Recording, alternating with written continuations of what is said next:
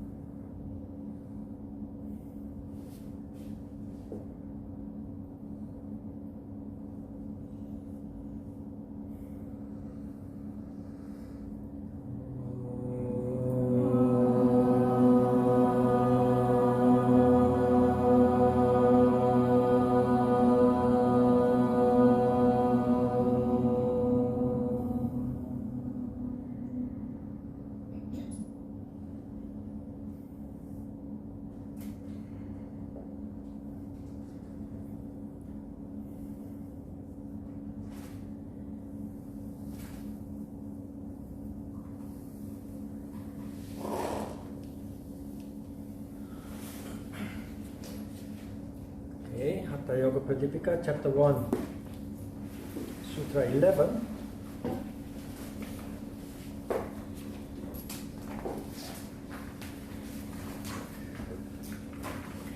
The yogin desirous of obtaining perfection, siddhi, should keep Hatha Yoga very secret. For it is potent when kept secret and ineffective when injudiciously revealed. We have seen this before. Huh? Yoga should be kept secret. Again, to understand this, you have to see it from the perspective of the people of the time, thousands of years ago.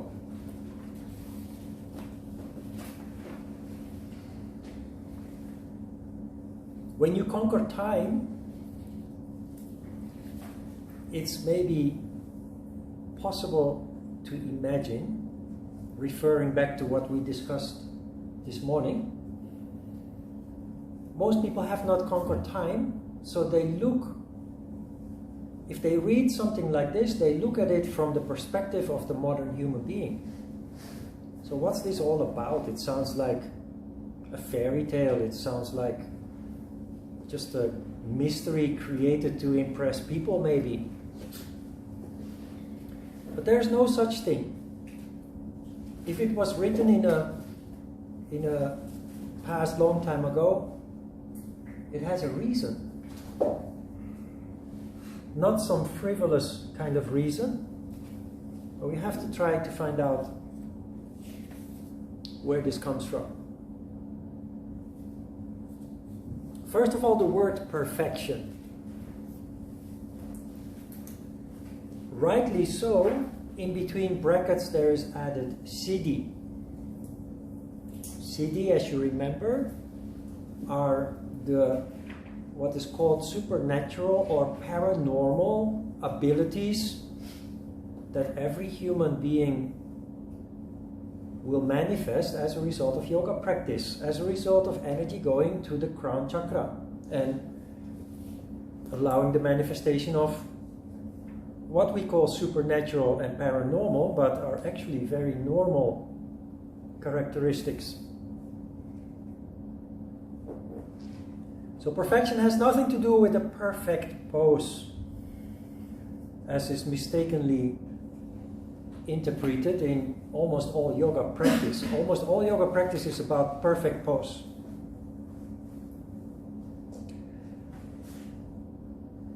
It's not about the physical body, and perfection in that sense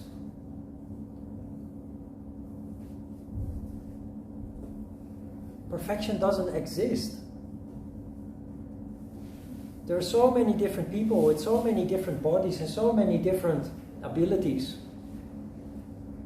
And yoga is designed to fit everybody's ability.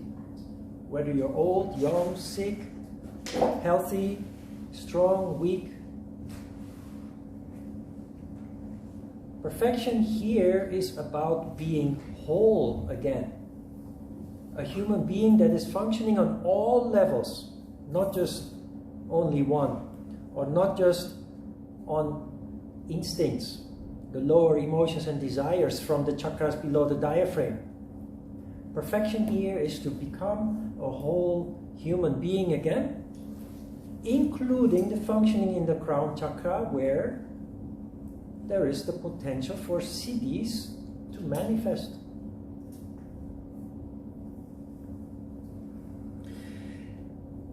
It should be kept secret, very secret even, they say.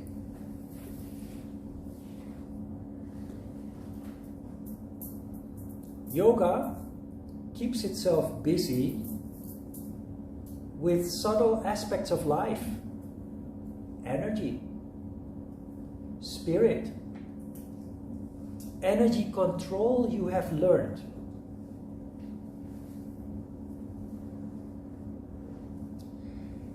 Try to imagine living in a society where people are totally uneducated, illiterate, living a very basic existence, surviving by hunting and agriculture. And there comes this yogi that says we can control energy, and I will bring you into contact with spirits. You know what will happen? They will kill you.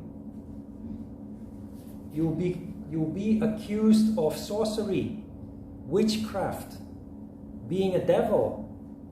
You will be killed, tortured, killed. Up until not so long ago in our history, and even today, is still happening. Witch hunts, persecution of people with special abilities. It's still happening, especially in locations where people still are very close to nature. It's happening in India. It's happening in the Middle East. It's happening in Africa. Even in Europe and America, people don't understand properly what spirituality really is about. It might not go as far as killing people, but you will become an outcast. You will be considered weird.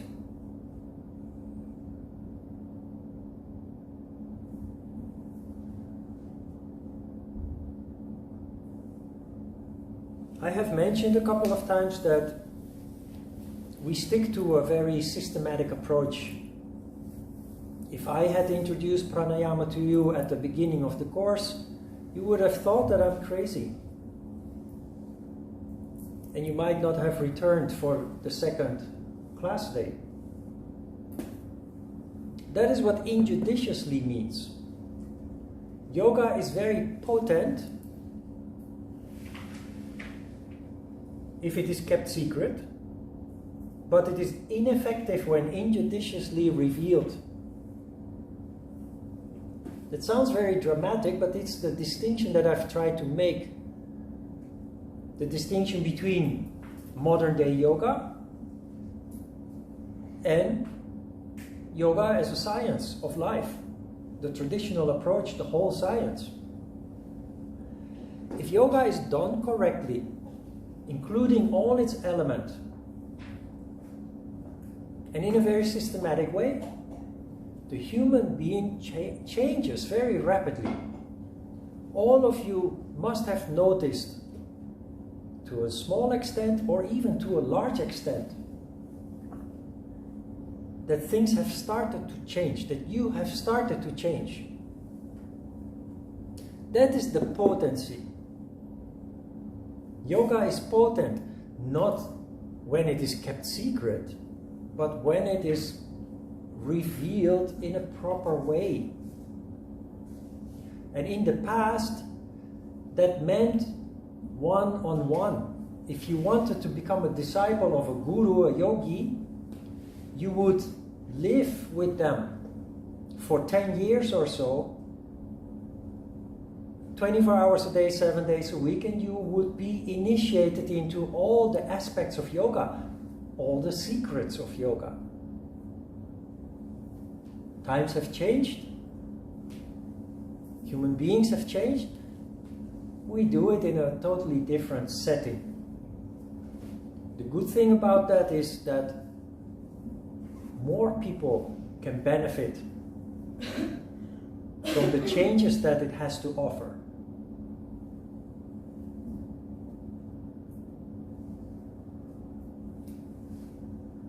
You will notice, like I have noticed, you learn something new in class today, and you go home. And enthusiastically you tell your family members or your friends that you meet maybe for dinner after class or next week.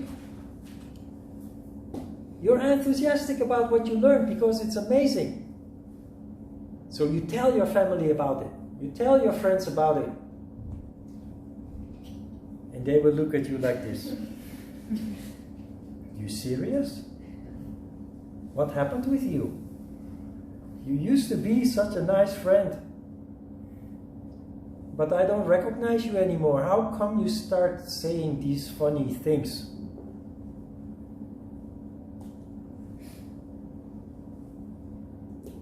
Like you would have reacted if you had not been introduced in such a careful and systematic way. Other people will react.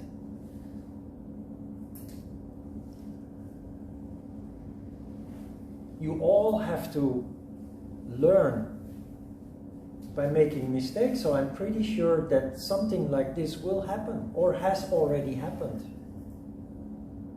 People might even think that you have become a member of some kind of sect. So be careful what you say. You want to explain about yoga, just talk about exercises and meditation, maybe yama niyama. Do not yet talk about energy control and what have you, because people really think something's wrong with you. How can you believe that? How can you become a member of a cult, of a sect? I saw some of you nodding from the corners of my eyes, so it is happening. It is happening. That is why it should be kept secret. Not that you keep it for yourself, that is ego. But just be careful. We will not have witch hunts, although sometimes they do still occur. Also in Korea, when a dog bites somebody, next day there's a big article on the front page of the newspapers, and everybody is scared of dogs and criticizes you for the way that you hold your dog. That is also kind of a witch hunt, but it's rather innocent. You're not getting killed. But now you know at least what this secrecy means. It has a practical purpose.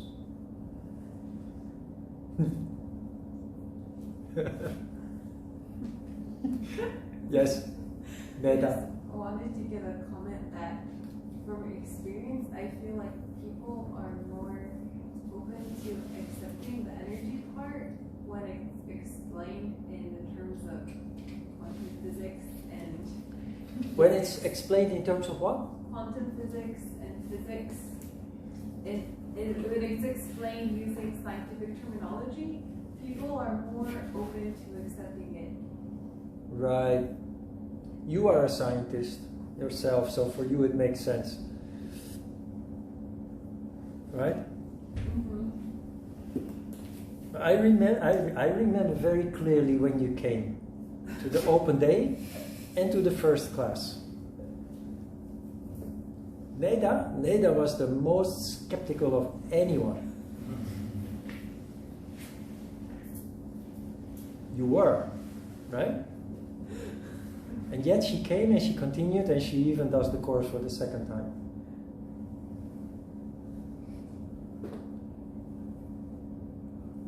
It's human nature to, first of all, be skeptical about something that is totally new, total new concept. It can be intimidating, it can even be scary. If you read the introduction from Ajita, it's good that you read the foreword and the preface.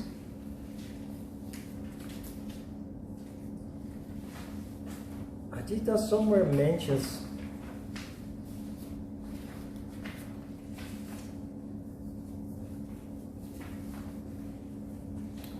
anyway, what it comes down to is what the sutra actually is saying. Yoga is actually, it's very potent, but it needs a systematic approach. You will notice lesson 1 and lesson 40, when we're done with the course, there is a huge difference. This is called a basic course. It's not basic at all. Actually, because of the systematic approach and the speed with which it evolves, the speed with which you develop, it's actually rather advanced.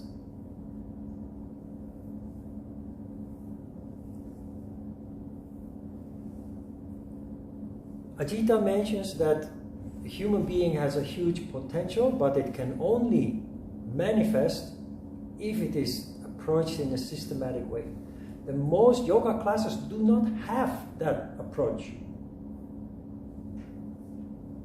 Just because they leave out most of what yoga entails.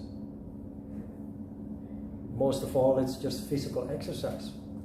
And you can do physical exercise in a systematic way and become stronger and more flexible, but it has nothing to do with the development that yoga promises.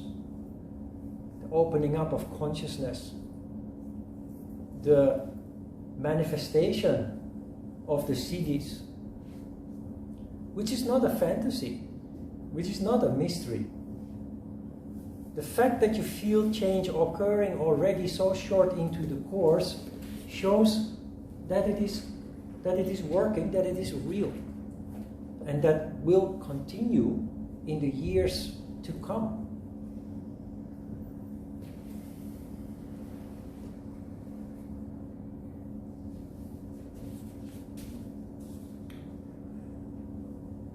Okay, some practical things.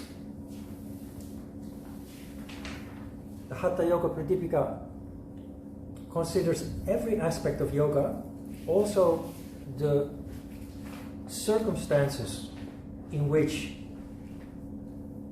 it is practiced best. Sutra 12, he who practices Hatha Yoga should live alone in a small hermitage, a mata, situated in a place free from rocks, water and fire, to the extent of a bow's length, and in a virtuous, well-ruled kingdom, which is prosperous and free of disturbances.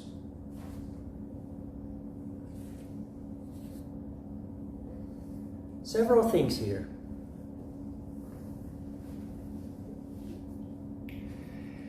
You should live alone in a small hermitage. A hermitage is a small village, but a mata is actually a hut. The sutra says that you should do it on your own. There are people still in the Himalayas, but also in other continents. It's very rare, but there are still people who isolate themselves from society, go high up in the mountains, and withdraw themselves into a hut. There is a very interesting book about an Italian, I think it's an Italian nun, who becomes the first female ordained Buddhist monk, who lived for 12 years in a hut in the Himalayas. And the title of the book is, I forgot. You're talking about Cave in the Snow? Yes, Cave in the Snow. She was English. She was English, she's living in Italy nowadays. Oh. So that's why I came up with, thank you, Cave in the Snow. Look it up. Very interesting to read. 12 years in isolation in a hut. She grew her own vegetables and totally self-sufficient. Of course, once in a while there is contact with other people to get some basic necessities, but generally just 24 hours a day, 7 days a week in isolation.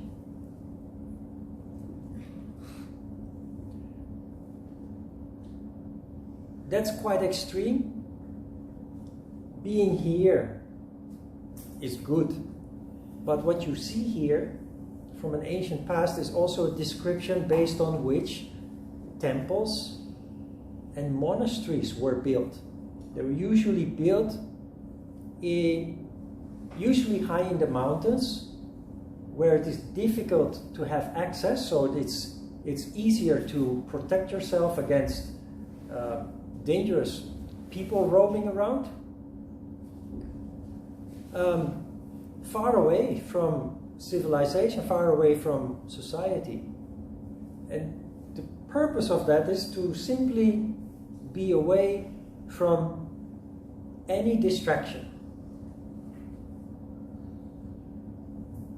The reason to isolate yourself is to eliminate all possible distraction. And this sutra, in a hidden way, gives us an example of such.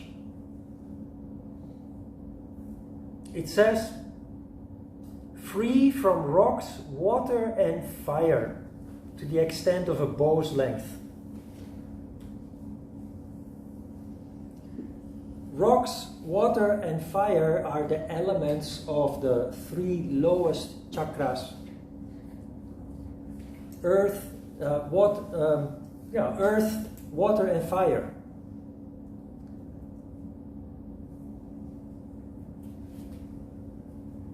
To grow spiritually, you need to eliminate as much as possible all lower emotions and desires. That is why you still find people who want to become a priest are not allowed to get married. It's a lower emotion, lower desire, because a human being is designed to have sex. You have a desire instinctively. So it is eliminated simply by making a rule: you're not allowed to marry. When you go to a monastery, there are only monks or only nuns. Still, in school system you can see that they separate boys and girls.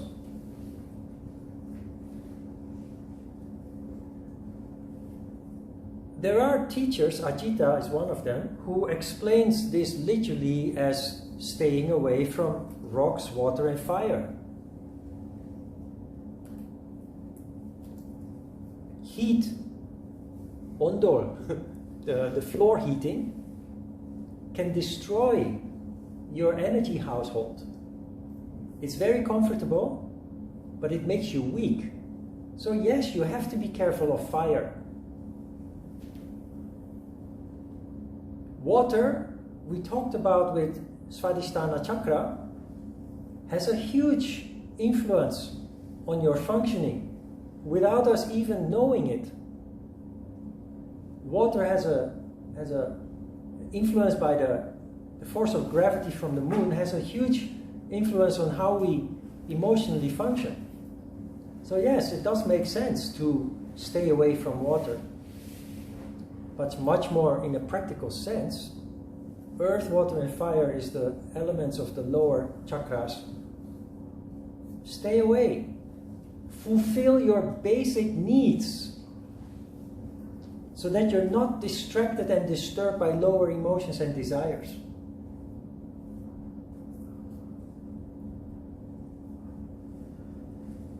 Then, a virtuous, well-ruled kingdom. What is that supposed to mean? It means everything. Your house can be a kingdom. The city in which you live can be a kingdom. The country in which you live can be a kingdom. It's very simple. If you live, you know Yemen?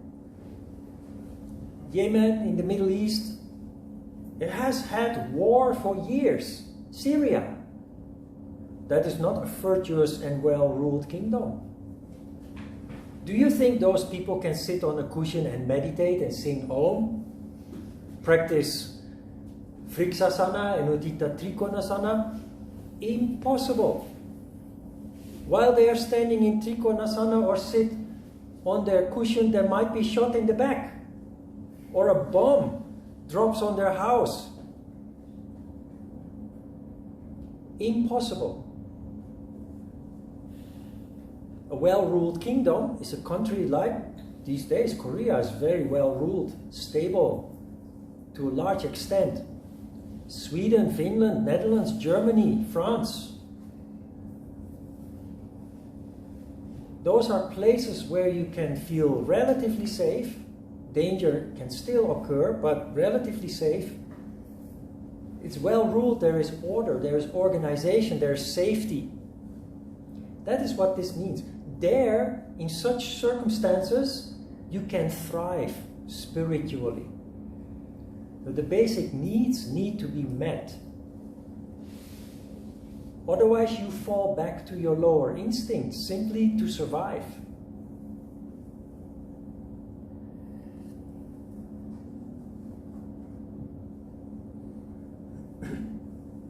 Thirteenth Sutra.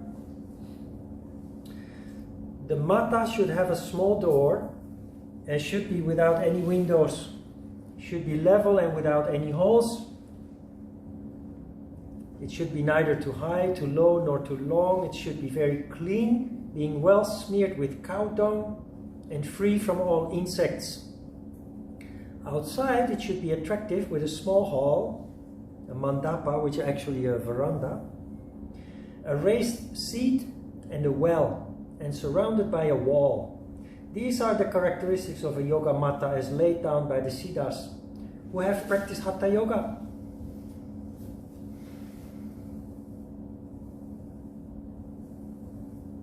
I like a studio with windows. Why do they say that it should have no windows? No distractions. No, they didn't have glass window panes in the past. So a window in the past meant a hole in the wall, which allows rain to come in, wind, heat, cold, insects, birds, anything can go in and out of your hut. So indeed distractions, but because they didn't have windows, glass window panes. Window in this text means hole in the wall. So the door also should be small. The smaller the better, because the door is also a hole in the wall. Maybe you can cover it with some skin, animal skin or some cloth, but it's not like a house of today with glass windows and a steel or wooden door. Should be level and without any hole. That is about the floor. Should be, if you do Vriksasana, tree pose, on a floor that is totally uneven, it's very difficult to keep balance. So it should be smooth, level.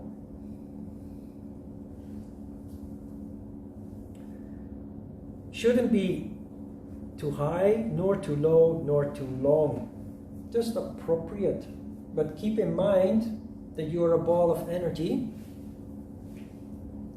Then maybe you don't feel it anymore, but up until very recently in history, people were sensitive to space. When you're in a space that is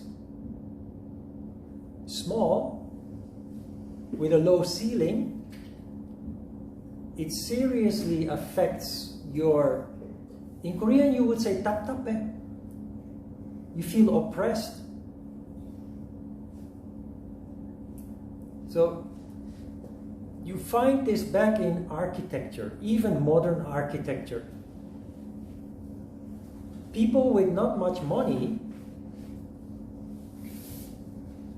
the ceiling is just above your head. If you can afford a penthouse, most high buildings, residential buildings, the top floor is penthouse, they have very high ceilings. In Amsterdam, in the downtown, the city, where the buildings are 400 or 500 years old,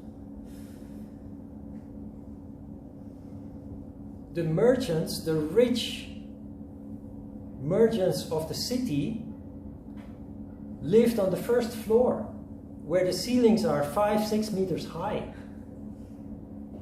But the higher you go, the lower the level of personnel that live there, and literally the lower the ceiling. The lower the ceiling, the smaller the windows. In the past, people are very sensitive. I like space with big windows, especially from the floor to the ceiling, which you see more and more these days in Korea in the new apartment buildings. But old apartment buildings, the windows, they don't make sense. The top of the window is against the ceiling, while the bottom of the window, you have to stand on your toes to watch out the window. Doesn't make sense.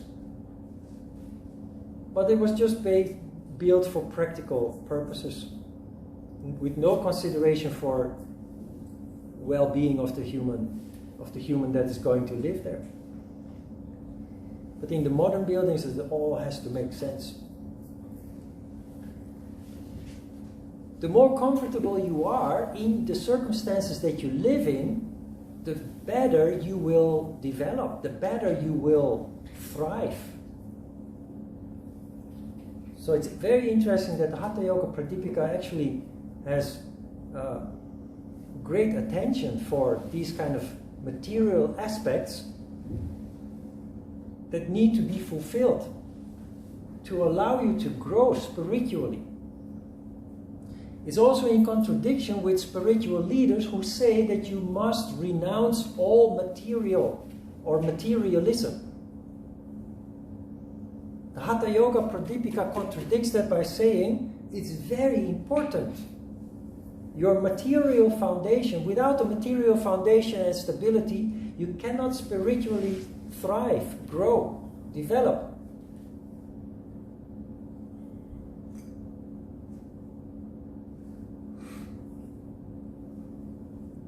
Should be clean, of course. If a house is not clean, you're irritated by the dirt. It's a distraction. It should be well smeared with cow dung. That is, I think, the ancient way. I think cow dung was used as cement, but also used to keep insects out, like mosquitoes and flies and so on. I'm not sure, but I think that is why. Ron, this is still common practice in India. My friend's village, when I visited his parents' house, they would often use cow dung and cow urine to actually smear the front yard with it, and it has a very cooling effect. Cooling. And as you mentioned, it also repels insects as well. So the whole place feels very clean and cool when it's cleaned in that way. It's wonderful. Okay, how does it smell? It smells like grass. As Okay. you expect, is what the cows eat. Wet grass. Yeah, it smells like wet grass. Yeah. Okay, Exactly. I like that smell. It's beautiful. It's extremely relaxing. Okay. Next time, let's They bring didn't a tell me bucket. until I'd already taken my shoes off. I was walking around. Interesting.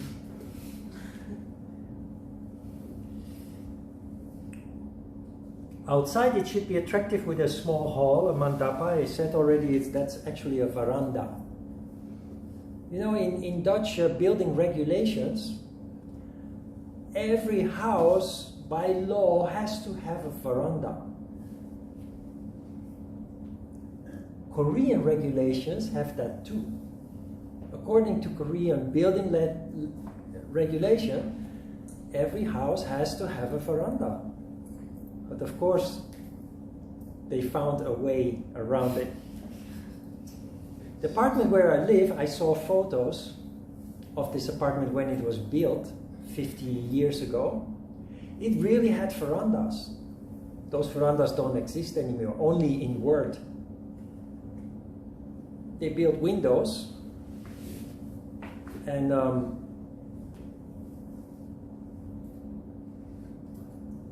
most people have, they call it hakte. They have extended.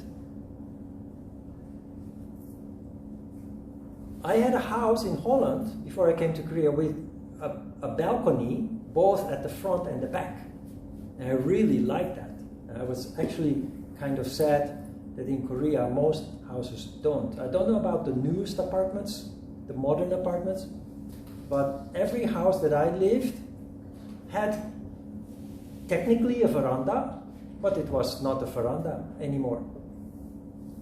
But then we have rooftops in Korea, and those are marvelous for barbecue or a beer in the summer, or just to watch the sky at night. But why is this a requirement for a spiritual place? Because a veranda, the way that it is described here, it should be attractive. With a veranda, a raised seat and a well. It's a place where you can just sit and listen to the birds and feel the wind on your skin and the sunlight and just contemplate. The reason why the veranda is part of the building regulations both in the Netherlands and in Korea is because it adds to the well-being of the people living there.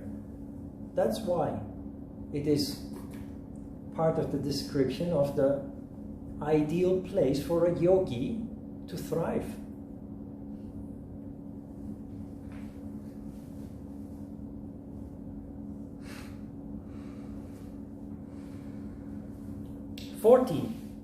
Living in such a hermitage, the yogin, being free in mind of all cares, should practice only yoga all the time in the way taught by his guru.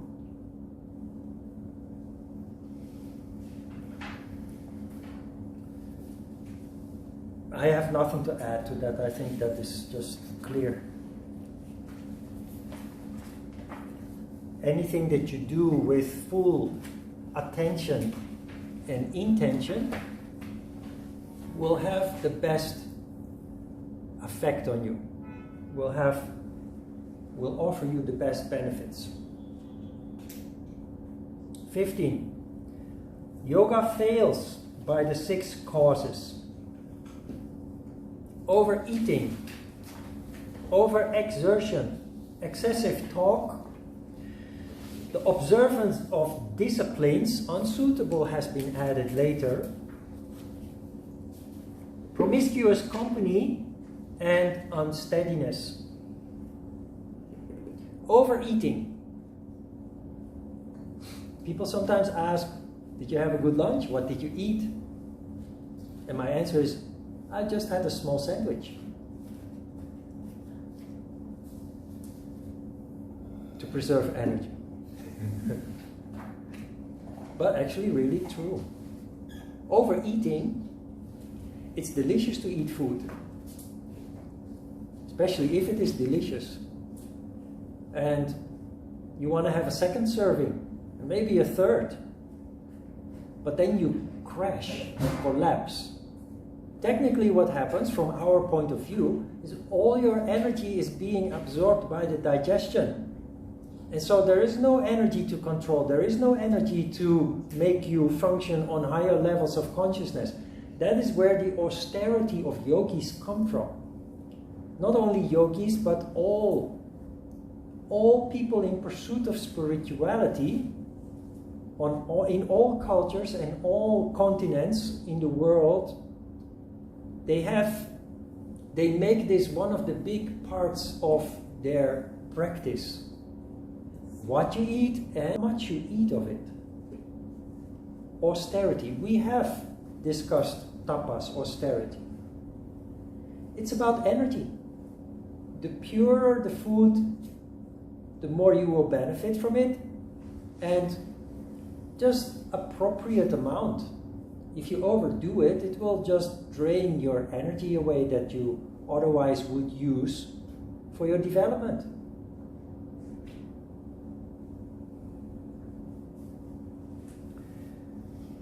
Overexertion, interesting. You would think that if you practice yoga and you practice it a lot, you will develop a lot, you will benefit more than when you practice little. But there is a limit. If you do too much, same as with too much eating, you drain yourself of valuable energy. So it's not about quantity, it's about quality. Overexertion also translates, of course, outside of yoga. If you have a very busy full-time job in which you make over hours, you may have some time to practice yoga, but it is mere maintenance. It really won't have a huge impact on your further development.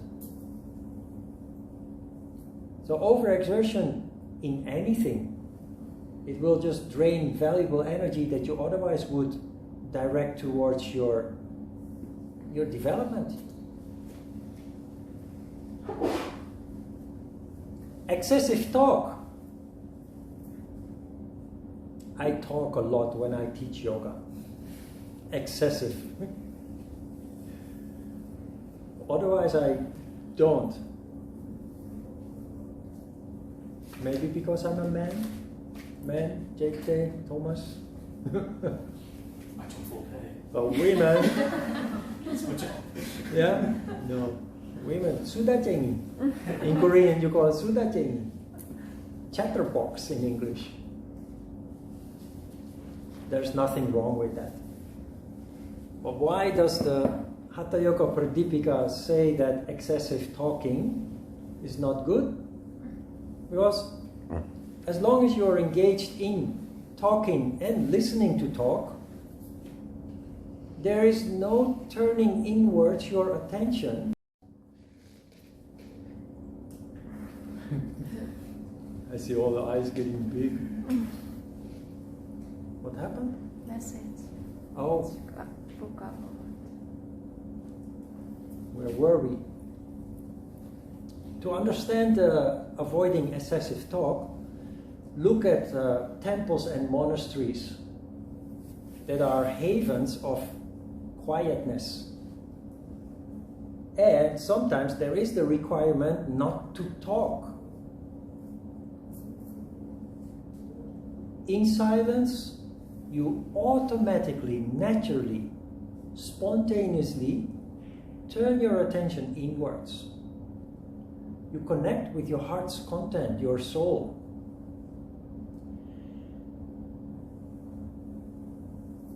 I once went to a temple in Songbukdo to have lunch, and there was a young monk walking around there with a yellow patch. And I asked what this yellow patch was about. Then I was told that the monk is a novice, an apprentice, and the first 3 months they're not allowed to talk at all. So if you ask them a question, they cannot answer that. Somebody else will have to tell you. I don't know. It's just that it's a vow of silence. It's actually a very powerful tool. In yoga we call it mauna. Mauna. Mauna is the practice of staying silent.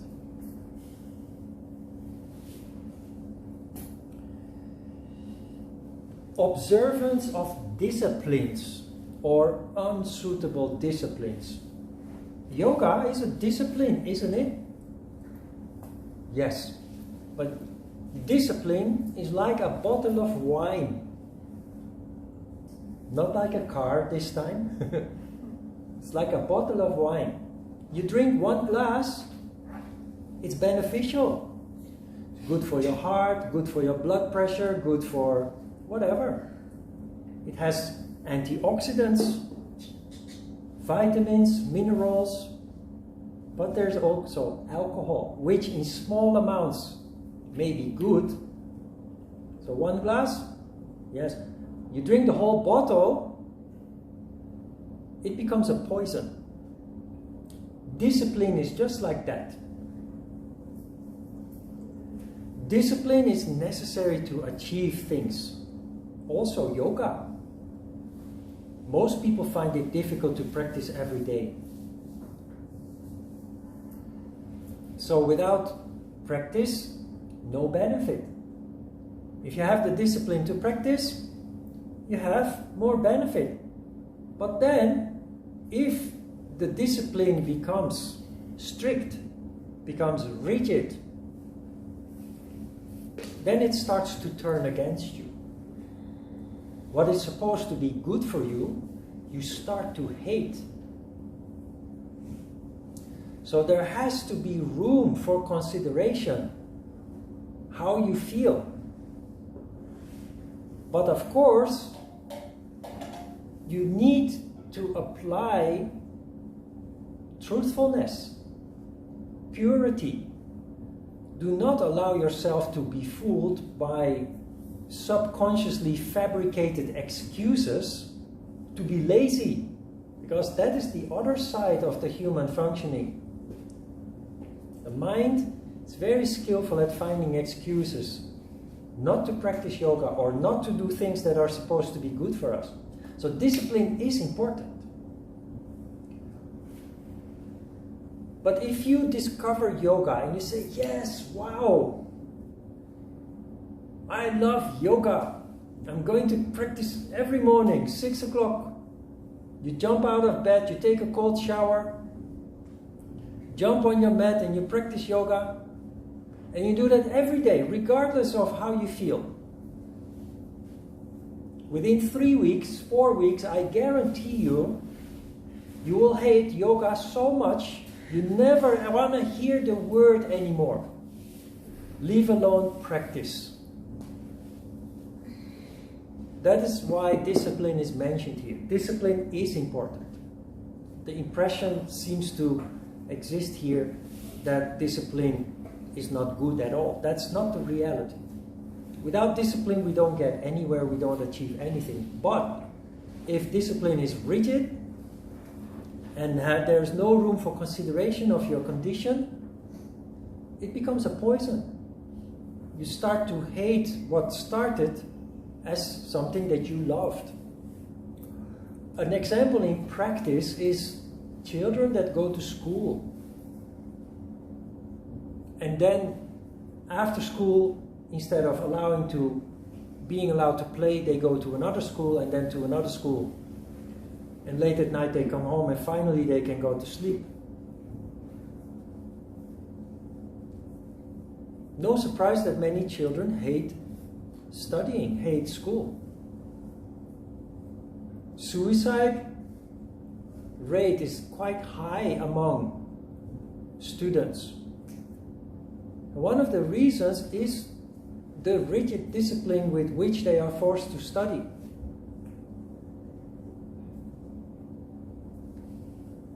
Just an example.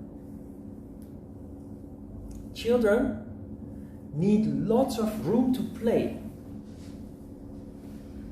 In the Netherlands, you go to school 9 o'clock. It probably changed.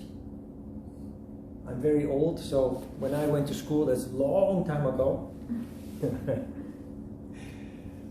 You go to school at 9, 10:30, the bell rings and you can go outside and play, run around 15 minutes. And then another 1.5 hours, and then you go home for lunch. 1.5 hours. Yeah, almost 1.5 hours. 1:30 you come back, 4 o'clock you go home. No homework. No homework. Elementary school I'm talking about. What do? You jump on your bike, you climb trees, you play. People think that is time lost. But people who understand the mind, especially people who understand the mind of children, they know that time to play is much more important than the studying. It's like when we take a rest in between asana, the effect settles down. When children play, unknowingly in the brain all the connections are made of the input from the study. Sounds a little bit strange. Let me give you another example. When I studied yoga with Ajita, I was the worst student of all. We had a summer vacation of 6 weeks. I studied with Ajita for 7 years in Netherlands and then 3 more years in Holland over the internet. So always at the end of the semester, before the summer vacations, 7-8 weeks I think, I made a resolution to myself. I vowed I will, in the summer vacation, I will practice yoga every day, and I will revisit all my notes and reorganize and rewrite, and I ended up doing nothing. The first time I felt very guilty about that. But going back to class in the new semester, I realized that in these 8 weeks of doing nothing, everything had fallen into place.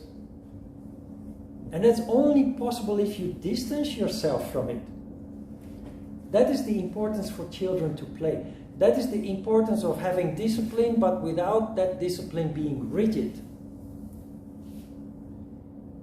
While you play, the connections are made, the pieces of the puzzle fall into place. Everything that you learned start making sense. So after a couple of summers, I just gave up and I thought, I know now how it works. And I just enjoyed my summer with yoga practice, but not in the way that I resolved to do with revisiting all my materials and practicing meditation every day, and no, just following my feeling. So rigid discipline. Promiscuous company. When you think about promiscuity, you think about having extramarital affairs. That is not what it means here. Promiscuous company is any kind of company that distracts you from your goal of practicing yoga for the benefit of growing. For the benefit of carving out a new path in your life into a new future.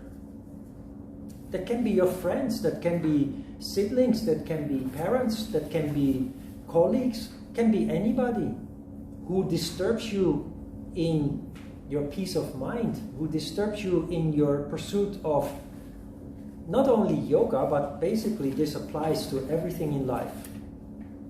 It looks like the Hatha Yoga Pradipika, it's just about yoga. It is not. It's about life in general. The last one is unsteadiness. Unsteadiness is the lack of discipline. Unsteadiness is to practice today and then for 3 weeks doing nothing, and then you practice one more time, and then 1 week you do nothing, and then practice one more time, and then a month you do nothing. And unsteadiness is basically going with the wind and just depending on the day and whatever it is, having no plan, no discipline, no idea what you want, where you want to go, etc. The unsteadiness. Okay, then comes the good news, hopefully. Yoga succeeds by the 6 qualifications: zeal, bold determination, courage, true knowledge, firmness of belief in the words of the Guru, and renunciation of company of unsuitable people. Zeal. How do you explain zeal? Zeal is pursuing something with passion. You discover yoga, you become passionate about it because you experience how it affects you, how you benefit from it. Zeal. Bold determination is a little bit like zeal. Do not allow yourself to be distracted. Bold determination. Put your foot down. In English you say put your foot down. You want something? Get it. Don't wait. It will not come to you just automatically. Put your foot down, go and get it, pursue it. Bold determination. Regardless of what people say, do or think, you know it's good for you, you pursue it, you go for it. Courage. It's all in the same vein. Courage. Yoga, if done properly, leads to increased sensitivity and consciousness, requires courage. Because it starts working like a mirror. You become conscious of aspects of yourself you didn't know about before. There are good aspects that you discover. There will also be negative aspects that you discover about yourself, about your past, about your experiences. It requires honesty, truthfulness, as we learned in the yamas, but to be able to face all that and to continue, that requires courage. That's why I have talked about the warrior that each yogi is. Not a warrior with a gun or a sword, but the yogi is a warrior in the mind that doesn't need a weapon, that doesn't need to kill. True knowledge.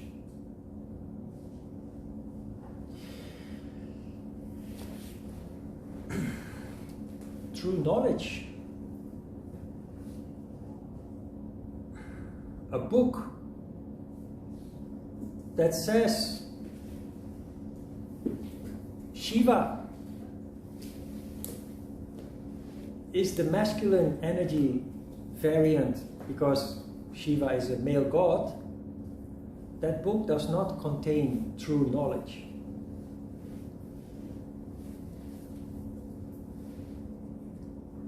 That book was written by somebody who just copied a text from another book or parrots something that somebody said without questioning it, without investigating it, without contemplating the subject. And there are many books like that. And in the same vein, there are many teachers like that. We talk about yoga, but this applies to everything. Maybe you remember when you were in school, there are teachers that are very popular, your favorite teachers. There are also teachers that are hated by most students.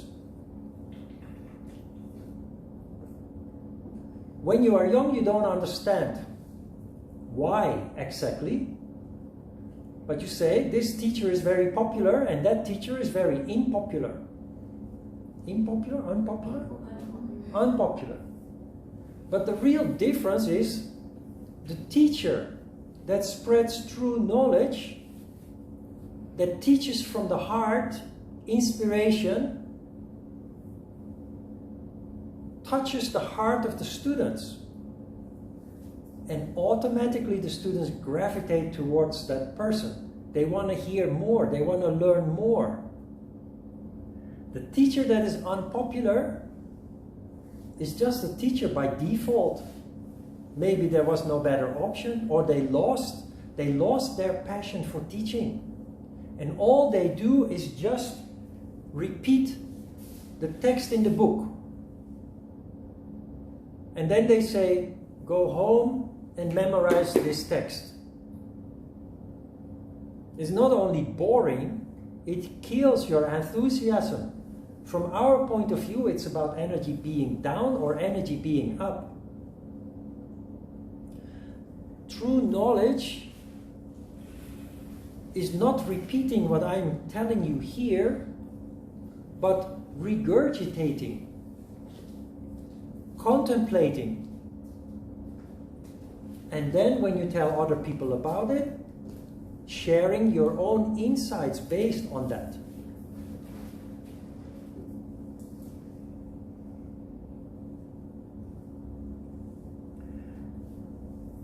Firmness of belief in the words of the Guru. This sounds almost like, don't question me. I'm your teacher, and you must believe everything that I say. That is not what this means. That only means, if you misinterpret that, then that is what it comes to be. But firmness in the belief of the words of the Guru does not mean to just believe everything. It means to give the Guru the benefit of the doubt. If you feel that you don't have to agree with everything that I say. And if there are 20 students, some people will accept one thing that I say and others disagree, and then others accept one thing. It's not about that. Being skeptical, asking questions is a good thing. But being skeptical just for the sake of skepticism destroys the atmosphere. Being non-believer because one thing that I said seems to be incorrect in your eyes destroys the process that you are in to develop and to grow, to benefit from yoga. So you have to see the whole picture and take the good with the bad. That is what this means. There is no perfection. There is no perfect teacher. Can you see that? And the last one is the renunciation of the company of unsuitable people. Sutras before said that you should be alone in a hut. You should isolate yourself. We live in a different age. Not many people have the luxury of going to the Himalayas and live in a hut for 12 years. We're just normal people. with normal lives. We have a family, we go to work or to school. But to apply this in a practical sense, there are people who add to your well-being, who allow you to pursue your yoga practice without disturbing you. But there are also people who, with their activities or their opinion, disturb what you want to do. And this does not only apply to yoga, this applies to everything.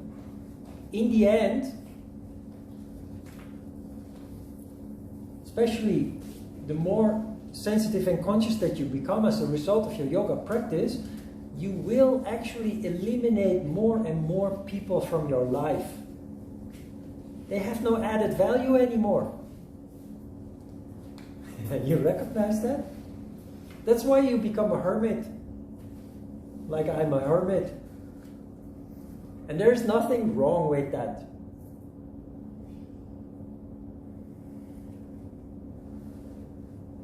Of course, it is nice to have some people around sometimes.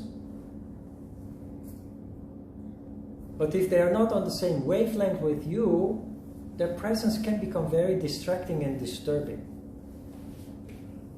Some of you, I'm pretty sure, maybe most of you, already have a conflict with somebody because you come here on Sundays.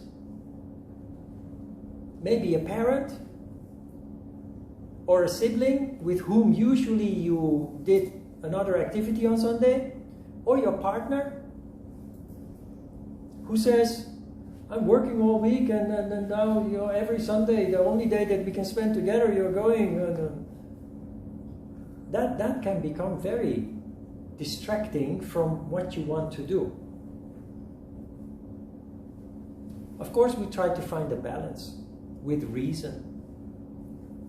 I always say it's only 5 months, 4.5 months commitment. But the reward, once you are through,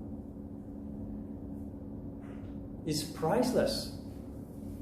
The 4.5 month sacrifice that not only you make to come here, but your loved ones cannot spend with you, they too will benefit for the rest of their lives from the developments that you go through here. So you try to find a balance. If they cannot accept that, then it becomes the company of unsuitable people.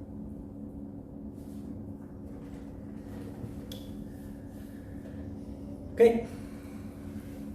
Then between square brackets, the yamas and the niyamas are mentioned.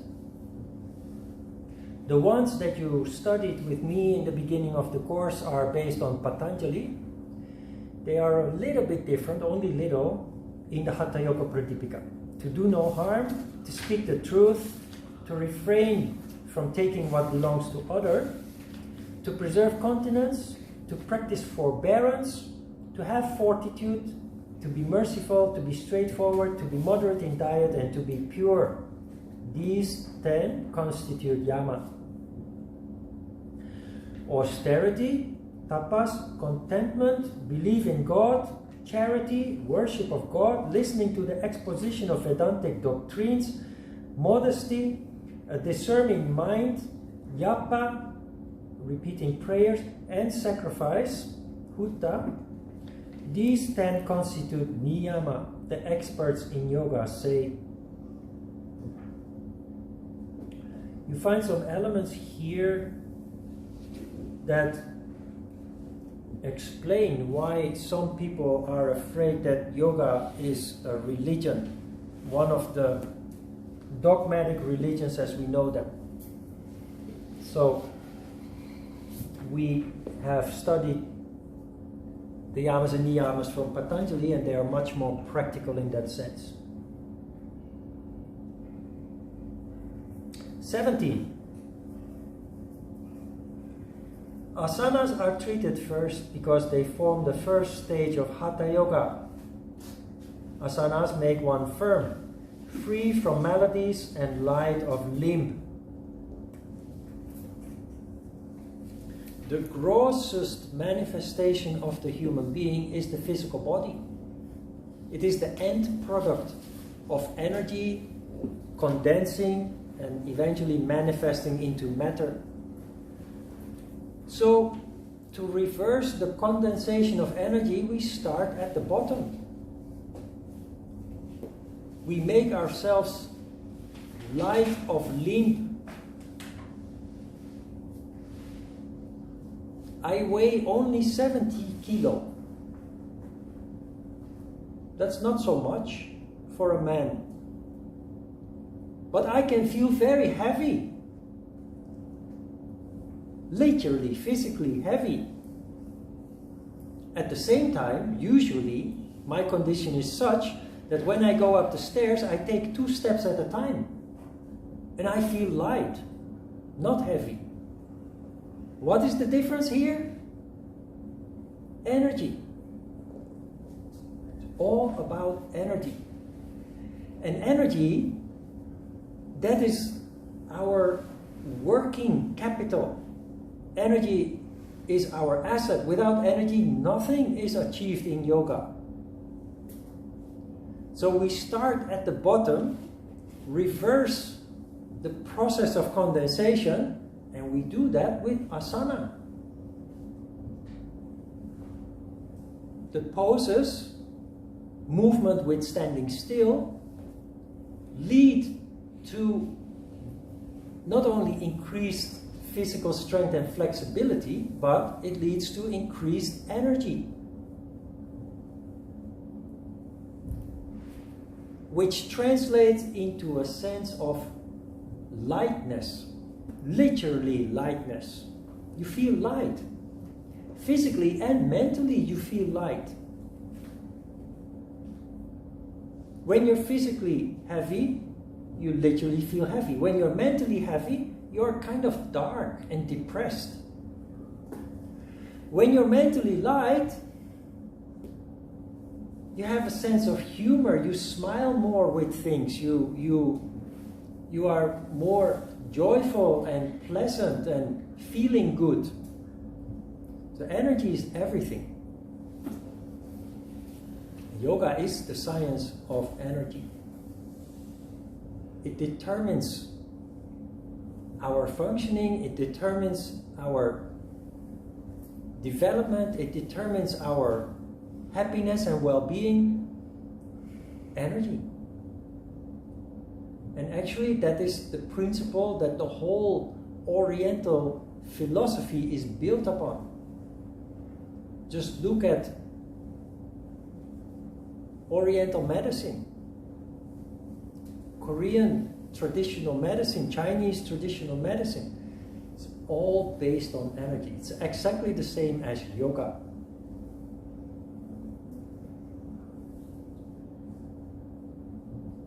Questions?